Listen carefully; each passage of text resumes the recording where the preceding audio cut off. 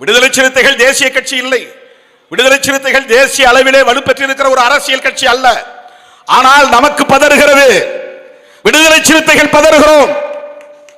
இவிஎம்மில் முறைகேடு நடக்கிறது, மறுபடியும் மோடி ஆட்சிக்கு வந்து விடுவார் என்று பயப்படுகிறோம், பதறுகிறோம்.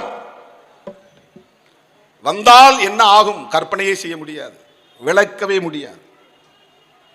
எதுவும் நடக்கும். மோடி அப்படி தயாரிக்கப்பட்டவர்.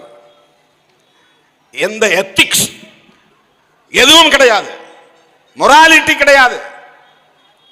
ஐயோ பாவம் என்று எண்ணுகிற இரக்கம் இல்லாதவர்கள் தான் இன்றைக்கு சனாதன கும்பல் புரிந்து கொள்ள வேண்டும்.